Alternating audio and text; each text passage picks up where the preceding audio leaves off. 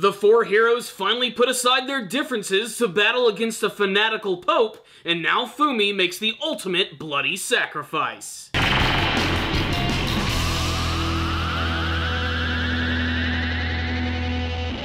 The blood spray is epic and metal in this episode of The Rising of the Shield Hero. The 20th episode of the series almost feels like the season finale. There was no intro, it jumped right into the action, and this episode was pretty freaking great, as far as the standards of Rising of the Shield Hero go. I mean, it didn't have the best animation in the world, but it was just good enough to get me hyped up. That, and we got to see Naofumi unleash another super powerful attack, which I think is just as badass as the Iron Maiden, if not more so. Not only that, but we finally got to see the Queen of Melromark in action. Yes, Morelia actually went into battle in this episode, and while she mostly acted as support, you gotta admit, there is a badass air all about her. This was a very simple but satisfying episode of The Rising of the Shield Hero. It was basically junk food entertainment. I felt like I've actually seen this episode a million times before in a ton of different other anime series. I mean, it's pretty much the same old story. A main character has some sort of forbidden technique or ability which acts as a double-edged sword. It can harm them, the people around them, or even could potentially take their life away in exchange for a big, awesome, super-powered attack. And they have to struggle with succumbing to the dark side of the Force, if you will, or if they're going to overcome all of it with the power of friendship. Spoiler warning, the power of friendship does end up winning the day in this episode, but we still managed to get to see an incredibly awesome technique.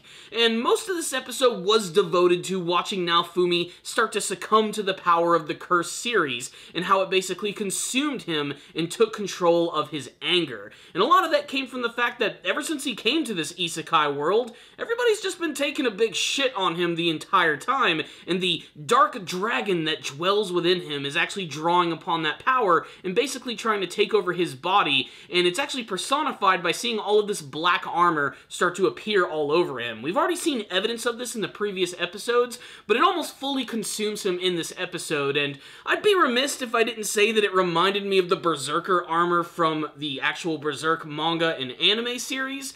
And while it was kind of disappointing actually seeing that in the most recent adaptation of the Berserk anime, here, I actually think that it was handled a little bit better, and aesthetically it's almost identical and it even seems to have similar abilities.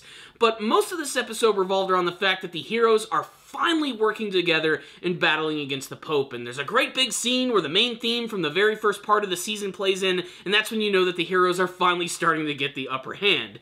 It's really exciting getting to see everyone work together and come up with combination attacks that I didn't even think were possible, like Naofumi actually working with Motoyas. He actually forces Motoyas to attack his shield so he can deflect its power directly back at the Pope, or even a great scene with Raftalia and the Sword Hero working together. Even Philo was as awesome as she always is, and believe it or not, even Mime, the super cunt of the series, actually managed to do some good by helping out the other heroes in this giant epic battle. For better or worse, the episode does kind of get stopped dead in its tracks when Naofumi starts to succumb to the power of the Curse series armor, and luckily this time, it's not just Raftalia who actually decides to help him out, it's his other teammates, Philo and Melty. They all come together to try and stop him from obliterating his body before he can kill the Pope, yet he still manages to use an incredibly badass technique to take this guy out. But it's all also thanks to the Queen of Melromark, who comes in and uses her special ice abilities to actually freeze the Pope in place, allowing Naofumi to use his brand new special attack, the Blood Sacrifice. The armor on his body suddenly compresses and all of this blood just explodes out from all of the cracks in his armor, and it almost looks like the attack is going to completely backfire when all of a sudden all of this blood just starts to explode out of the ground, and suddenly a massive dragon-shaped bear trap suddenly grabs onto the Pope, explodes him into the air, and then closes its jaws on his entire body. You even get to see the excruciating detail as these teeth actually go directly into his face, crushing down and having blood explode everywhere before it goes back into the earth and transforming into a giant geyser of blood. This was metal. To be perfectly honest, it's my favorite scene of the entire series. It was that freaking awesome. I absolutely loved it. I loved the look of the Iron Maiden technique, but this one just had so much more punch behind it.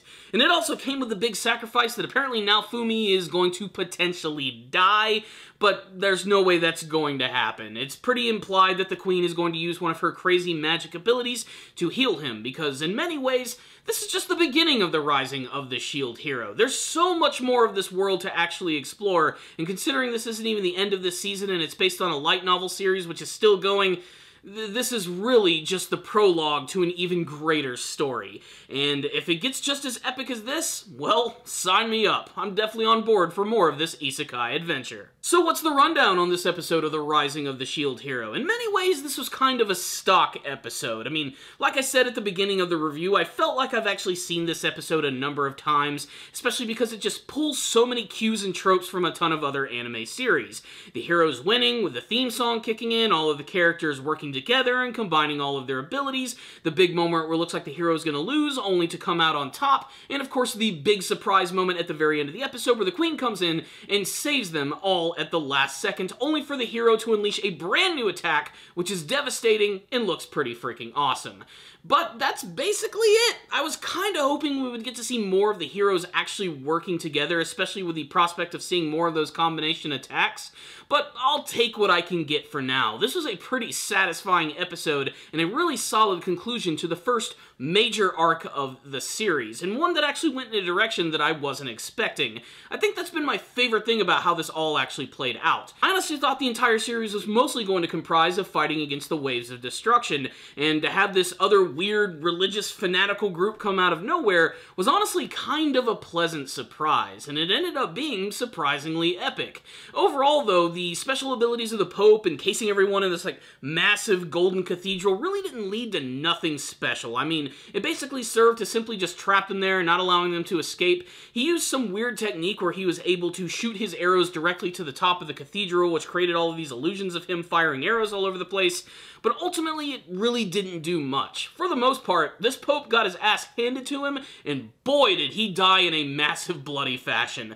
I can't speak for how awesome that actual technique looked, and I didn't expect that a giant bear trap was just going to explode out of the ground and just crush this guy in an extremely violent fashion, to the point where it was so violent, it almost felt like it actually didn't belong in this series at all. And of course, most of the episode followed Naofumi as he continues to struggle with the fact that his anger is just constantly exploding from him. He just cannot control it. He still has such a massive chip on his shoulder from this world, and honestly, I can't blame him. I would be in the same situation if I were transported to this awesome fantasy anime world where I had the potential to be a hero, only to be constantly shit on by everyone. And this Dark Curse series Dragon definitely preyed on that, but again, it just brought to mind a lot of like memories of things that I've seen from other shows where a character has some sort of super ability that comes at the cost of like their life or damaging people around them. I've seen it so many times before that in that sense I could kind of predict how things were going to go down, but I still managed to get some enjoyment out of this episode, and like I said, I think it's a pretty solid conclusion